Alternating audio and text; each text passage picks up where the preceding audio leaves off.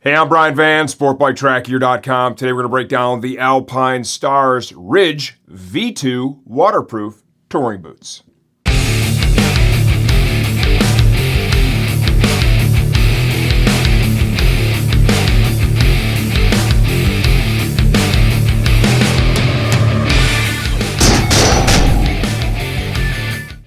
Okay, the Ridge V2 boots retail for $149.95 as of the time we're filming this video. Please understand, we don't update for pricing changes, only if the product itself has been completely redesigned. The Ridge has been part of the Alpinestars catalog for a long time. If you're a die-hard touring rider and you've been doing this a while, there is a strong chance you've already had a pair of Ridge boots somewhere down the road. This is an excellent version, excellent evolution of that product. Before we go too much deeper into features and benefits, let's talk sizing. These are 46 euro, which equates to, per their conversion, 11.5 US.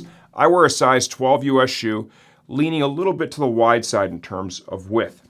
Having these on, walking around here in the office, I got the fit that I would expect from these boots. Because of that half size, I kind of notice it just a little bit, but I didn't notice it enough that I'd want to go up to the next size and be swimming in it. And I also believe they would break in just a little bit for me and be just right. I would say the width for these boots is going to be just pretty neutral, right in the middle. They're not overly wide and they're certainly not narrow. Let's talk waterproofing. They are guaranteeing these boots to be 100% waterproof. That's what it says in the product description, right? Those are bold words, 100% waterproof. Show you where the waterproof gaiter is, right? So this is going to be kind of the waterproofing line, obviously, if you stand in a puddle right about here, okay?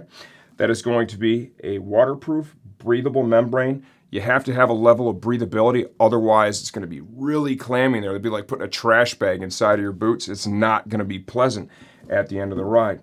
Entry and exit for these boots is done without any zippers, without any laces. They're using just Velcro, so that makes on and off super easy, right?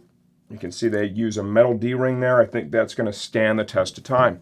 Let's talk safety. One of the primary differences between motorcycle-specific footwear and, say, a pair of work boots or a pair of hiking boots is going to be the reinforcement in the sole, right? The shank that does not allow the sole to just be crushed. You know, I push on this pretty hard. I cannot collapse that. You take a lot of just, hiking boots or something, you squeeze them like that, it'll fold up. You put some pressure on it. The reason they do that, if you happen to have a tip over, say the bike lands on you, it's just going to rest there instead of literally crushing your foot from the side, which is no bueno. So it's one of the big reasons you should always wear motorcycle-specific footwear when you're riding. There's the available traction on your sole. Reinforcement in the toe box. I'll show you here as I compress.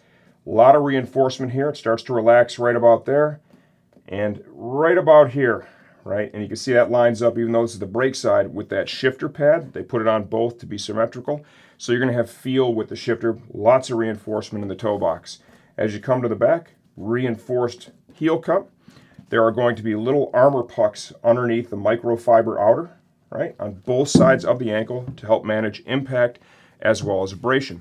To enhance mobility, we've got a bellow here in the back, right? So as you're moving your foot on the brake and on the shifter, it's going to allow you to move. A couple of little reflectives right here.